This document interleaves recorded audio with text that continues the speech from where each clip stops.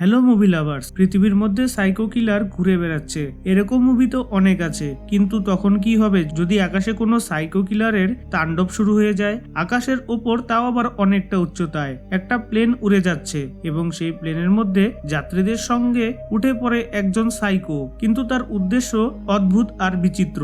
Korea, Japan, America এই তিনটি দেশের কাল ঘুম ছুটে যায় ওই প্লেনটার জন্য।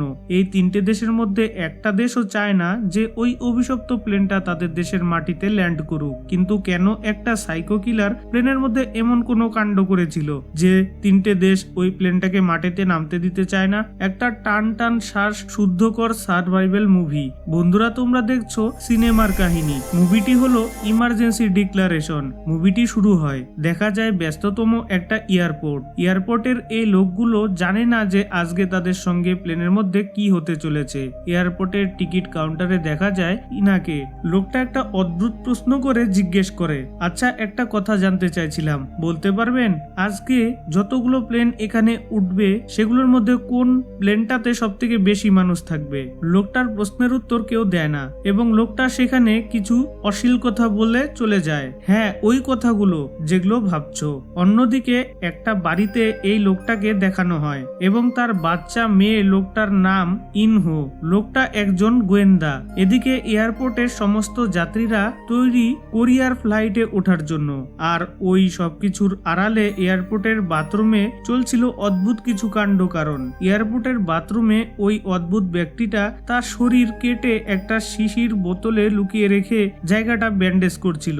এর কিছু সময় পর ওই লোকটা, আচ্ছা এখানে লোকটার নাম বলে দেই, লোকটার নাম হলো জিন। তো জিন একজন যাত্রী এবং বাচ্চা মেয়ের পাশে এসে বসে এবং মেয়েটাকে দেখে জিন একটু ভয় পেয়ে যায়। কারণ নিজের শরীরের ভেতরে সে যখন ওই শিশিটা ঢোকাচ্ছিল তখন ওই বাচ্চা মেয়েটা তাকে দেখে নিয়েছিল, তাই সে এখন ভয় পাচ্ছে।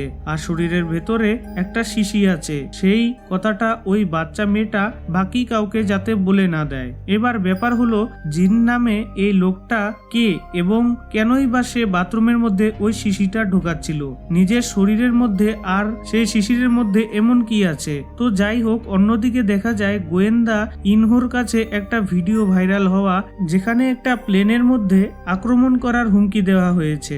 আর এই বিষয়টা সত্যি কিনা এটা জানার জন্য ইনহো তদন্ত করতে চলে যায় আর কিছু বাচ্চাদের কাছ থেকে জানতে পারে যে এই ভিডিওটিতে যে মানুষটা রয়েছে সেই মানুষটা কি মোটেও ভালো মানুষ নয়। কারণ এই বাচ্চাগুলোর বাড়ির যে কলোনিতে সেইখানেই এই মানুষটা থাকে। গোয়েন্দা ইনহো ওই লোকটার ফ্ল্যাটে যায় এবং অনেকক্ষণ তল্লাশি চালানোর পর ফ্ল্যাট থেকে গোয়েন্দা ইনহো প্লাস্টিকে মোড়ানো একটা পচা গলা মৃতদেহ উদ্ধার করে। মৃতদেহটার কার সেটা শনাক্ত করার জন্য ফরেন্সিক টিম এসে পৌঁছায় এবং জানা যায় কোনো এক ভয়ঙ্কর বিষের কারণে এই ব্যক্তির মৃত্যু হয়েছে। আর এই মৃত্যুটা ছিল ভয়ঙ্কর, যেটা তারা মৃতদেহটা পরিষ্কার করে বুঝতে পারে। এদিকে দেখা যায় কোরিয়া যাওয়ার জন্য সেই প্লেনটা সফলভাবে টেক ওভার করে বা আকাশে উড়ে। দেখা যায় বিশাল সেবিকা অর্থাৎ এয়ার হোস্টেস এবং পাইলটরা নিজেদের কাজে ব্যস্ত, কিন্তু সবার অলক্ষ্যে তিনজন ওয়াশরুমে যায় এবং সেই শিশিটাকে একটা অক্সিজেন পাম্প বা ইনহেলারের মধ্যে সেট করে নেয় এবং অবশেষে সেটা নিজের নাক বন্ধ করে সে ওই বাথরুমের মধ্যে স্প্রে করে দেয়। এদিকে দেখা যায় ওই ফ্ল্যাটটাতে গোয়েন্দা ইনহো এবং সহকর্মীরা আরেকটা ভিডিও ফুটেজ পায়, যেখানে কিছু ইঁদুরের ওপর কোনো একটা বিষের পরীক্ষা নিরীক্ষা চলছিল এবং এই ভিডিওটা দেখে তারা বুঝতে পারে যে এখানে যেই লোকটা এই বিষ নিয়ে গবেষণা করছিল তার প্ল্যান বিশাল কিছু। সে প্রথমে তার তৈরি বিষ এই ইঁদুরের উপর প্রয়োগ করেছে এবং তারপর এই মানুষটার উপর প্রয়োগ করেছে, যে মানুষটার মৃতদেহ তারা খুঁজে পেয়েছে।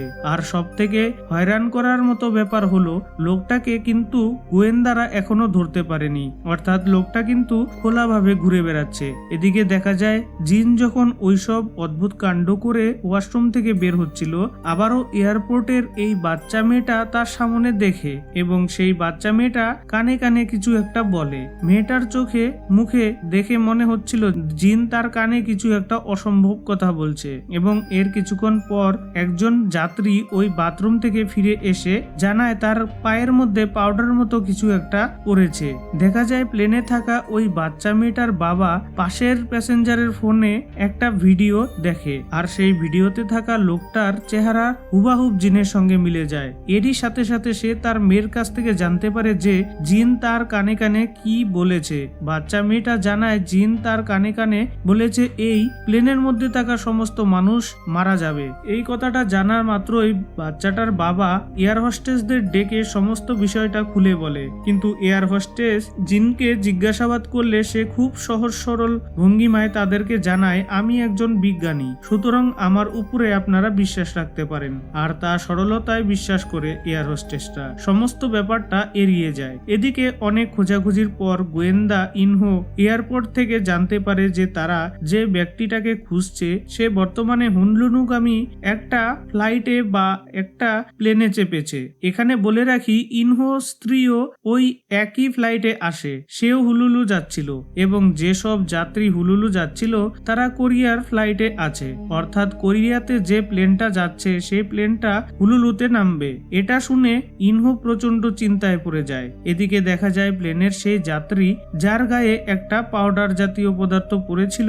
সে হঠাৎ করে প্রচন্ড ঠান্ডা অনুভব করতে থাকে এবং দেখা যায় তার গায়ে এক ধরনের ব্রণ বা গোটা বেরিয়েছে। কিছুক্ষণের মধ্যেই লোকটার চোখের শিরা ফেটে রক্ত বেরোতে শুরু করে। কারো কাছে সাহায্য পাওয়ার আগেই বা কিছু বুঝে ওঠার আগেই রক্তবমি করে মারা যায়। আর ঠিক এমন সময় পাইলটদের কাছে খবর আসে যে তাদের প্লেনে কোনো দুষ্কৃতী হামলা করেছে। এদিকে প্লেনে থাকা সেই বাচ্চা মেয়েটা তার বাবাকে এই ঘটনা দেখে স্পষ্ট বুঝতে পারে যে এর পেছনে জিনের হাত আছে, তাই সে সবার সামনে নিজের জামা খুলে তার শরীরের সেই জায়গাটা দেখিয়ে দেয় যেখানে সে শিশিটা লুকিয়ে রেখেছিল, কারণ তার মেয়ে তাকে সব জানিয়ে দিয়েছে যে এয়ারপোর্টের বাথরুমে এই লোকটা নিজের শরীরের মধ্যে একটা শিশি লুকিয়ে রেখেছিল। এই সময় সেখানে পাইলট আসে এবং জিনের নাম শুনেই সমস্তটা বুঝতে পারেন। আসলে গোয়েন্দারা ততক্ষণ পাইলটদের সঙ্গে যোগাযোগ করে। এয়ারপোর্ট থেকে সেই হামলাকারীর আসল নামটা তাদেরকে পাঠিয়েছিল, আর সেই ব্যক্তির নাম হলো রিয়ন জিন সিয়ক, অর্থাৎ সেই মানুষ যে কিনা ইঁদুর এবং আরেকটা মানুষের ওপর পরীক্ষা নিরীক্ষা চালিয়েছে ভয়ঙ্কর বিষ দিয়ে। এবং এই প্লেনে থাকা জিন দুজন এই ব্যক্তি। এখানে বলে রাখি ওই ফ্ল্যাটের যে ভিডিও ফুটেজ পেয়েছিল গোয়েন্দারা, যেটা কিনা ইঁদুরের ওপর পরীক্ষা নিরীক্ষা করা হয়েছিল, সেখানে তারা দেখতে পেয়েছে ওই একইভাবে ইঁদুরগুলো চোখ ফেটে রক্তবমি করে তারা সেখানে পড়েছিল। জিন খুব ভালো করে বুঝতে পারে তার সমস্ত কিছু ধরা পড়ে গেছে, তাই সে তার কাজের পরিণতি দেওয়ার জন্য প্লেনের বাকি মানুষগুলোর মধ্যে ইনহেলার স্প্রে করতে শুরু করে, কারণ সে সেই ইনহেলারটার মধ্যেই বৃষ্টি ঢুকিয়ে রেখেছিল। জিনের এসব কাজকর্ম দেখে স্পষ্টভাবে বোঝা যাচ্ছিল যে জিন একটা মানসিক বিকাশগ্রস্ত মানুষ এবং এই জন্য তার মধ্যে ধরা পড়ার ভয় বা কোনো অনুতাপ কোনোটাই লক্ষ্য করা যায় না। উল্টো সে প্রতিবার কেমন যেন একটা শয়তানের মতো হাসছিল। এদিকে কিছুক্ষণ পর প্লেনের বাকি লোকেদের মধ্যে কিছু মানুষকে কাঁদতে দেখা যায়, অর্থাৎ ধীরে ধীরে তারাও সংক্রমিত হতে শুরু করে সেই ভাইরাস দ্বারা, যেই ভাইরাস জিন স্প্রে করেছিল। প্লেনের সমস্ত তথ্য এয়ারপোর্টে পৌঁছানোর সাথে সাথে কোরিয়া সরকার তৎপরার সঙ্গে কাজ করতে শুরু করে। সমস্ত ডাক্তার, বিজ্ঞানী এবং জরুরি বিভাগের কর্মকর্তারা মিলে একটা আলোচনা সভায় বসে যে কিভাবে এই মানসিক বিকারগ্রস্ত মানুষদের কন্ট্রোলে আনা যায় এবং এই লোকগুলোকে বাঁচানো যায়। এবং এখানে তারা নিজের সম্বন্ধে কিছু অবাক করার মতো তথ্য পায়। জানা যায় জিন একটা ওষুধ প্রস্তুতকারী কোম্পানিতে কাজ করত, কিন্তু বেশ কিছুদিন আগে সে ওখানে কাজ করা ছেড়ে দিয়েছে। গোয়েন্দা ইনহো বলে যে জিন কিন্তু লুকিয়ে কোনো কিছু করেনি, উল্টো ভিডিও বানিয়ে নিজের চেহারা দেখিয়ে সোশ্যাল মিডিয়ায় সেটাকে ছেড়েছে, কারণ সে হয়তো চায় না এই ঘটনাটা সবার সামনে আসুক এবং এটার পেছনে তার হয়তো কোনো দাবি থাকতে পারে। সুতরাং তার দাবি যদি পূরণ করে দেওয়া যায় তাহলে হয়তো প্লেনের ওই যাত্রীগুলোকে সে ছেড়ে দেবে বা ভাইরাস থেকে মুক্ত করার কি উপায় থাকতে পারে সেটা বলে দিতে পারে। দেখা যায় তারা সেটাই করে। প্লেনের মধ্যে একটা আলাদা জায়গায় গিয়ে জিনকে বেঁধে রাখা হয়েছে।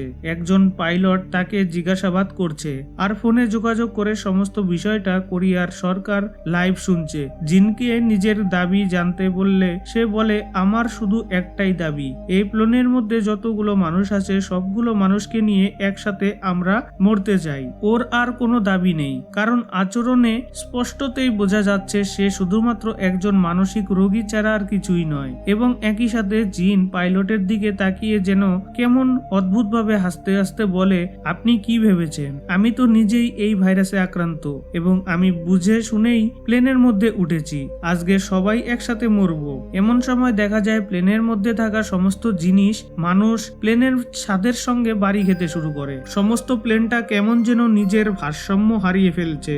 আর এসবের কারণ হিসেবে দেখা যায় প্লেনের কন্ট্রোলে থাকা পাইলট সেও কিন্তু এই ভাইরাসের দ্বারা আক্রান্ত হয়ে গেছে এবং সেখানেই পড়ে রয়েছে। তাই প্লেনটা খাড়া হয়ে উপরে থেকে নিচে পড়তে শুরু করেছে। আর এই সময় প্লেনের ভেতরে এমন ভয়ঙ্কর অবস্থা, সবকিছু মিলিয়ে যাত্রীরা দ্বিগুণ ভয়ে প্রচন্ড আঘাতের চিৎকার চেঁচামেচি শুরু করে। আর এই বিপদ চরম পর্যায়ে পৌঁছানোর আগে প্লেনটাকে কন্ট্রোল করার জন্য সেখানে অন্য একজন পাইলট পৌঁছে যায় এবং তাকে সাহায্য করতে আসে ওই বাচ্চা মেয়েটার বাবা, যার নাম জেহিউ। সেও আসলে একজন পাইলট ছিল, কিন্তু বর্তমানে সে কোনো একটা অজানা কারণে চাকরি ছেড়ে দিয়েছে। এই ঘটনার পর কোরিয়ার কাছে খবর পৌঁছায় জিন মারা গেছে। তাই অবিলম্বে এই ভাইরাসের কোনো প্রতিকার বা কোনো ওষুধ খুঁজতে হবে। ইতিমধ্যে সমস্ত খবর সংবাদ মাধ্যমে ছড়িয়ে পড়ে। এর ফলে প্লেনে থাকা যাত্রীরা এই বিষয়ে আরো ডিটেইলে জেনে নেয় এবং আরো বেশি ঘাবড়ে যায়, কারণ তারা প্লেনের মধ্যে খবরগুলো দেখেছিল।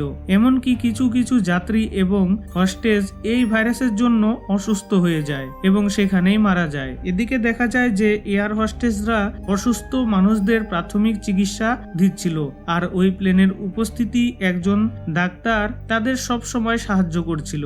এমন সময় প্লেনের মধ্যে খবর আসে যে যেহেতু এই প্লেনের সমস্ত যাত্রীরা ভাইরাসের দ্বারা আক্রান্ত, সুতরাং আমেরিকা তাদেরকে ল্যান্ডিং করার পারমিশন ক্যান্সেল করে দিয়েছে। অর্থাৎ এই প্লেনটা আমেরিকাতে একবার নামার কথা ছিল, সেখান থেকে হুলুলু যাবে, কিন্তু আমেরিকা সরকার থেকে বলে দেওয়া হয়েছে এই প্লেন এখানে ল্যান্ড করার পারমিশন দেওয়া হবে না। এবার কথা হলো, প্লেনের মধ্যে বর্তমান যা জ্বালানি রয়েছে সেটা দিয়ে বেশি দূর পর্যন্ত যাওয়া সম্ভব নয়। তাই বর্তমান প্লেনটা যেখানে আছে সেখান থেকে প্লেনটাকে আবার ফেরানোর সিদ্ধান্ত কোরিয়া সরকার নেয়, কিন্তু ব্যাপার হলো সেটা অনেকটা পথ। আর এদিকে প্লেনের সমস্ত যাত্রীরা আর এই বিপজ্জনক পরিস্থিতির সামনা করতে পারছে না। প্লেনে মৃত মানুষ এবং আক্রান্ত মানুষের সংখ্যা বেড়েই চলেছে। ঠিক এই সময়ে গোয়েন্দা ইনহো একটা আশার আলো খুঁজে পায়। সেটা হলো খবরের ওই গোয়েন্দাকে দেখে একজন মহিলা তার সঙ্গে যোগাযোগ করে। এই মহিলাও সেই ওষুধ তৈরি কোম্পানিতে কাজ করত,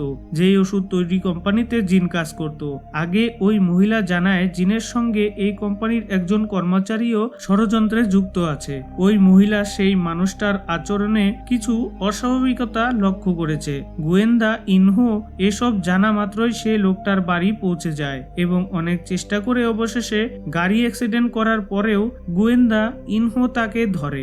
এরপর ছেলেটার কাছ থেকে জানা যায় আসলে সে নিজেও এই ষড়যন্ত্রে শিকার, অর্থাৎ প্লেনের মধ্যে যে ভাইরাস দিয়েছে সমস্ত মানুষকে মারা হবে, জিনের সঙ্গে সে এই ষড়যন্ত্র করেছে। কিন্তু কিছু বছর আগে এই ভাইরাসটি ছিল একটি মিডিয়াম ভার্সন, একটা কোম্পানি তৈরি করেছিল এবং সেটা তৈরি করেছিল 3 জন বিজ্ঞানী, যাদের মধ্যে জিনও ছিল একজন। অর্থাৎ জিন শুধুমাত্র একজন মানসিক রোগী ছিল না, সে প্রথমে একজন বিজ্ঞানীও ছিল। তো এই 3 জন বিজ্ঞানী রিসার্চ করতে গিয়ে ওই ভাইরাসটা আবিষ্কার করেছিল এবং দেখা যায় ওই 3 জনের মধ্যে একজন ওই ভাইরাসের দ্বারা আক্রান্ত হয়ে গিয়েছিল। আর সেই আক্রান্ত লোকটা এই স্বীকারোক্তি দিয়েছিল যে শরীরে নাকি জিন ইচ্ছাকৃতভাবে ভাইরাস ঢুকিয়েছে। তখন থেকেই জিনের সব সময় মনে হতো যে তার সঙ্গে এটা অন্যায় করা হচ্ছে। সেই ইচ্ছে করেই ওই ব্যক্তিটার দেহে ভাইরাস ঢুকায়নি এবং এরপর থেকে আস্তে আস্তে জিন মানসিক রোগীতে পরিণত হয়ে যায়। এদিকে দেখা যায় প্লেনের বর্তমান যে কিনা প্লেনটা চালাচ্ছিল সে ধীরে ধীরে অসুস্থ হয়ে পড়ছে, অর্থাৎ সেও ভাইরাসে আক্রান্ত হয়ে গেছে। তাই যত তাড়াতাড়ি সম্ভব প্লেনটাকে ল্যান্ড করাতে হবে। আর এই ভাইরাস কিন্তু খুব তাড়াতাড়ি ছড়াচ্ছে, তাই সমস্ত জরুরি বিভাগ বুঝতে পারে এখন অন্য একটা পাইলটের প্রয়োজন। ওই প্লেন আর এই প্রসঙ্গে আবারও উঠে আসে যে ইউকের কথা জানা যায় যে শুধুমাত্র একজন সাধারণ পাইলটই নয়, বরং একজন দক্ষ পাইলট। তবে এক সময় সে প্লেন চালাতে গিয়ে এক দুর্ঘটনার কবলে পড়ে এবং তারপর থেকেই প্লেন চালানো বন্ধ করে দিয়েছে, কারণ এই দুর্ঘটনায় ওই প্লেনের বর্তমান চালক, যার নাম চই আর শ্রী, প্রাণ হারায়। তবে জরুরি অবস্থার কারণে চই এই সময় বাধ্য হয়ে এয়ার হোস্টেসকে বলে যেকে প্লেন চালানোর অনুরোধ জানাতে দেখা যায়। গোয়েন্দা ইনহো ওই লোকটার কাছ থেকে ঠিকানা নিয়ে ভাইরাসের আক্রান্ত হওয়া সেই বিজ্ঞানীর কাছে পৌঁছে যায়। জানা যায় সেই বিজ্ঞানী যে কিনা নিজের সঙ্গে রিসার্চ করছিল এবং তার সাথে গিয়ে যখন গোয়েন্দা ইনহো কথা বলে তখন গোয়েন্দা জানতে পারে জিন আসলে ভাইরাসটা আবিষ্কার করার পর মানসিক রোগী হয়ে যায়নি। জিন ছোটবেলা থেকেই মানসিক বিকারগ্রস্ত ছিল এবং রাগ হলেই সে পশু পাখিদের উপর অত্যাচার করে মেরে ফেলতো। যেহেতু তার মা একজন মাইক্রোবায়োলজিস্ট তাই নিজেকে সে চাপ দিত যে তাকেও মাইক্রোবায়োলজিস্ট হতে হবে, কিন্তু জিনের এতে ইচ্ছে ছিল না। তার মা বাবা তাকে প্রচন্ড চাপাচাপি করত, এর কারণে তার মানসিক রোগ আরো বাড়তে শুরু করে, সে ভয়ঙ্কর হয়ে ওঠে। এরপর কোরিয়ার পুলিশ এবং সরকার সেই ওষুধ বানানোর কোম্পানির কাছে যায় যেখানে জিন চাকরি করত এবং তাদেরকে গিয়ে অনেক অনুরোধ করার পর তারা বিনামূল্যেই ওই ভাইরাসের প্রতিষেধক বা ওষুধ দিতে রাজি হয়ে যায়। কিন্তু এখানে বিপদ শেষ হয়ে যায় না। দেখা যায় প্লেনটা জাপানের কাছাকাছি পৌঁছতেই পাইলট চোই রক্তবমি করে ফেলে এবং এই সময় তিনি আর কোনো উপায় না দেখে ইমার্জেন্সি ডিক্লারেশন জারি করে। ইমার্জেন্সি ডিক্লারেশন কি? অর্থাৎ এটা হলো প্লেনের পাইলট যদি কোনো বিপদের সম্মুখীন হয় তখন সেই প্লেনটা সেই দেশে বা যে জায়গাটার উপরে থাকবে সেই দেশের পারমিশন বা অনুমতি ছাড়াই সেখানে জরুরি অবস্থায় ল্যান্ড করতে পারে। যেহেতু প্লেনটা তখন জাপানের আকাশে উঠছিল, সুতরাং জাপানের এয়ারপোর্ট থেকে জানানো হয় জাপান কিছুতেই কোরিয়ার এই অভিশপ্ত ফ্লাইটটাকে তাদের জায়গায় ল্যান্ড করতে দিতে রাজি নয়। কিন্তু পাইলট কোনো কারণ না শুনেই প্লেনটাকে দ্রুত গতিতে জাপানের নারিটা এয়ারপোর্টের কাছাকাছি নিয়ে যেতে থাকে। কিন্তু যেহেতু তারা জাপানের অনুমতির বিরুদ্ধে গিয়ে সেখানে সেটা ল্যান্ড করতে চাইছে, সুতরাং জাপান আকাশপথে সেই প্লেনটার উপর অ্যাটাক করতে পারে। দুই একবার তারা আক্রমণের হাত থেকে বেঁচেও যায়, কিন্তু অবশেষে তাদের সামনে মিসাইল নিয়ে এসে জাপানের সরকারি ভাবে জানিয়ে দেয় আমাদের কথা যদি না শোনো, অনুমতি ছাড়া যদি এই ভাইরাসযুক্ত প্লেনটাকে আমাদের দেশের মধ্যে ল্যান্ড করো, আমরা কিন্তু এই মিসাইল দিয়ে প্লেনটাকে উড়িয়ে দেব। কারণ কোনো দেশই চাইবে না যে এক গাদা মানুষ বোঝাই করা একটা ভাইরাস সংক্রমিত প্লেন তাদের দেশে নামুক, এতে তাদের দেশের মধ্যে ভাইরাস ছড়ানোর আশঙ্কা থাকবে। আর এক সময় অনবরত গুলি করা শুরু করে এবং প্লেনের ভিতরে থাকা যাত্রীরা তাদের আক্রমণে শিউরে ওঠে। জাপানের ফায়ারিং এর হাত থেকে বাঁচতে প্লেন ল্যান্ড করার মুহূর্তে চলে আসে। এয়ার হোস্টেস ঘোষণা করে দেয় সবাই নিজেকে সতর্ক করে নিন, কারণ আমরা ক্র্যাশ ল্যান্ডিং করতে যাচ্ছি। ক্র্যাশ ল্যান্ডিং কথার অর্থ হলো বিপজ্জনকভাবে ল্যান্ডিং করতে যাচ্ছি। এদিকে ভাইরাসের আক্রমণ, অন্যদিকে ক্র্যাশ ল্যান্ডিং, আর অন্যদিকে জাপানের মিসাইল অ্যাটাকের ভয়। প্লেনের ভেতরে সমস্ত যাত্রী যেন নিজেদের শেষ নিঃশ্বাস গুনছিল। পাইলট চোই নিজের সর্বশক্তি দিয়ে প্লেনটাকে নিচে নামানোর জন্য অন্তিম পদক্ষেপ গ্রহণ করেন এবং তারপর তিনি জ্ঞান হারান। তাই বাধ্য হয়ে যেই প্লেনটাকে সামলাতে শুরু করে, এদিকে জাপানের সংবাদের মাধ্যমে একটা খবর দেখানো হয়। বলা হয় প্লেনের ভেতরে যে ভাইরাস দ্বারা আক্রান্ত হয়েছিল এতটাই ভয়ঙ্কর, এর ওপরে কোনো ওষুধই কাজ করবে না। এবং এই খবরটা ছিল সত্যি, কারণ কোরিয়া সরকারও ঘাবড়ে যায় এবং কোরিয়ার সরকারও সেই ভাইরাস আক্রান্ত মানুষগুলোকে কোরিয়াতে ফিরতে বারণ করে। এসব দেখে গোয়েন্দা ইনহো আর কোনো উপায় না পেয়ে কোরিয়ার সেই ল্যাবে গিয়ে ওই ভয়ঙ্কর ভাইরাসটা নিজের শরীরের মধ্যে ইনজেক্ট করে, আর ভাইরাসের দাপটে সারা শরীরে অসহ্য জ্বালা যন্ত্রণা শুরু হয়ে যায়। দেখা যায় গোয়েন্দা হাসপাতালের বেডে শুয়ে মৃত্যুর যন্ত্রণায় ছটফট করছে। এদিকে দেখা যায় জাপানের প্লেনটা যে ক্র্যাশ ল্যান্ডিং করানোর কথা হচ্ছিল, শেষ পর্যন্ত প্লেনটা কিন্তু সেখানে ক্র্যাশ ল্যান্ডিং করেনি। যে কিনা ওই প্লেনটাকে চালাচ্ছিল সে ওই প্লেনটাকে নিয়ে কোরিয়াতে ফেরত আসে, কিন্তু কোরিয়ার সরকার এবং কোরিয়ার জনগণ চায় না প্লেনটাকে কোরিয়াতে ল্যান্ড করুক। তারা নিজেদের মানুষকেই চিনতে অস্বীকার করে, কারণ তারাও ভালো করে বুঝতে পারে এই ভাইরাসে সংক্রমিত প্লেনটা যদি এখানে ল্যান্ড করে তো কোরিয়াতে যেগুলো মানুষ সুস্থ আছে তারাও আক্রান্ত হতে পারে এবং কোরিয়ার জনগণ সেখানে ধারণা দিয়ে বসে যাতে প্লেনটা সেখানে না নামতে পারে। এসব দেখে এবং অন্যদের ভালোর কথা চিন্তা করে নিজেদের পরিবারের কথা ভেবে অবশেষে প্লেনের সমস্ত যাত্রীরা সিদ্ধান্ত নেয় তারা আর ল্যান্ড করবে না। তাদের উপর দিক দিয়ে যে বিপদ যাচ্ছে সেটা তারা অন্যদের কাছে পৌঁছে দেবে না। এদিকে দেখা যায় গোয়েন্দা ইনহো যে কিনা শরীরে ভাইরাস ঢুকিয়েছিল, গোয়েন্দাকে একের পর এক প্রতিষেধক ওষুধ দেওয়া হচ্ছে। সে ওষুধটা নিয়ে জাপানের সরকারকে বলেছিল যে এই ওষুধ কোনো কাজে লাগবে না এবং এটা পরীক্ষা করার জন্য গোয়েন্দা নিজের শরীরে ভাইরাসটি ঢুকিয়ে নিয়েছিল। কিন্তু দেখা যায় সত্যি সেই চিকিৎসা চিকিৎসায় কাজে আসে না, কোনোভাবেই তাকে সুস্থ করা যাচ্ছিল না। এদিকে প্লেনের মধ্যে থাকা সমস্ত যাত্রীদের পক্ষ থেকে তাদের পরিবারের এবং দেশের সমস্ত নাগরিকদের সুস্থতা কামনা করার একটা শুভেচ্ছা বার্তা পাঠায় এবং এটা পাঠানোর পর সেই প্লেনটা কোরিয়ার সঙ্গে যোগাযোগ মাধ্যম বিচ্ছিন্ন করে দেয়, তারা আর কখনো ফিরবে না। কিন্তু এরপর ঘটে একটা অবাক ঘটনা, সবাইকে অবাক করে দিয়ে দেখা যায় সেই ওষুধটা এতক্ষণ গোয়েন্দা ইনহো শরীরে কাজ করছিল না, সেই ওষুধটা হঠাৎ করে কাজ করতে শুরু করে। অর্থাৎ ওই ভাইরাসের যে প্রতিষেধকের কথা বলেছিল সেই প্রতিষেধকটা কাজ করে, কিন্তু একটু দেরিতে। কোরিয়া সরকার তাড়াতাড়ি সেই প্লেনটাকে ফিরিয়ে আনার সিদ্ধান্ত নেয়, কিন্তু পাইলট যে হিউগ যোগাযোগ ব্যবস্থা বিচ্ছিন্ন করে দেওয়ায় তারা রেডিওর মাধ্যমে কন্টাক্ট করতে পারে না। সুতরাং প্লেনটার সঙ্গে কন্টাক্ট করার একটা মাধ্যম ছিল সেই প্লেনের মধ্যে যারা আছে তাদের পরিবার পরিজনদের খবর দেওয়া, তারা যাতে প্লেনের ভেতরে বসে থাকা মানুষগুলোকে খবর দিতে পারে এই ভাইরাসের প্রতিষেধক পাওয়া গেছে। পরিজনদের কাছ থেকে এই আশার মেসেজ পেয়ে সবাই যেন আশার আলো দেখতে শুরু করে। পাইলট প্লেনটাকে ল্যান্ডিং করার জন্য রেডি করে, কিন্তু এত লম্বা যাত্রাপথের জন্য প্লেনের জ্বালানি প্রায় শেষ। তাদেরকে ল্যান্ড করার জন্য প্লেনের পাওয়ার সিস্টেমটা অফ করতে হবে, তাই যে আবারও নিজের সবটুকু দিয়ে চেষ্টা করে ইঞ্জিন বন্ধ অবস্থায় প্লেনটা এত দ্রুত গতিতে রানওয়ের দিকে যেতে শুরু করে যে এয়ারপোর্টের সবাই ভয় পেয়ে যায়। প্লেনটা যে কোনো মুহূর্তে ক্র্যাশ করতে পারে, আর তেমন হলে কোনো মানুষ বাঁচানো যাবে না। প্লেনটা মাটির কাছাকাছি আসতে কাঁপতে শুরু করে। হার না মেনে প্লেনের সেই ইঞ্জিনটাকে স্টার্ট করে নিজের সর্বশক্তি দিয়ে প্লেনের কন্ট্রোলটাকে টানতে শুরু করে, আর প্লেনটা অনেক দ্রুত গতিতে এয়ারপোর্টে টাচ করে রানওয়েতে চলতে থাকে। এরপরে দৃশ্যে দেখা যায় কোরিয়ার একটা সাংবাদিক সম্মেলন ডেকেছে, যেখানে জিনকে একজন মানসিক বিকারগ্রস্ত বলে ঘোষণা করা হয় এবং গোয়েন্দা ইনহোকে সরকারের তরফ থেকে সম্মান জানানো হয়, কারণ সে নিজের রিস্ক নিয়ে নিজের শরীরে ওই ভাইরাসটা ঢুকিয়েছিল। এটা পরীক্ষা করার জন্য সেই ভাইরাস আক্রান্ত কোনো ব্যক্তির দেহে ওই প্রতিষেধক কাজ করে কিনা। তবে দুঃখের ব্যাপার হলো অতিরিক্ত মাত্রায় এই ভাইরাস শরীরে প্রবেশ করেছিল, যে কারণে সে পঙ্গু হয়ে গেছে। হয়তো কোনোদিনই সে সুস্থ জীবনে ফিরে আসতে পারবে না। আর এরপর দেখা যায় প্লেনে আক্রান্ত হওয়ার সমস্ত যাত্রীরা বর্তমানে একদম সুস্থ, তারা সুস্থভাবে নতুন জীবন উপভোগ করছে। আর মুভিটা এখানেই শেষ হয়ে যায়। তো এই তো ছিল আজকের ভিডিওটি। তো কেমন লাগলো অবশ্যই কমেন্টে লিখে জানিও, আর চ্যানেলটাকেও সাবস্ক্রাইব করে দিও। তো বন্ধুরা, আমি আসছি পরবর্তী নতুন কোনো ভিডিও নিয়ে। সবাই ভালো থাকবে, সুস্থ থাকবে।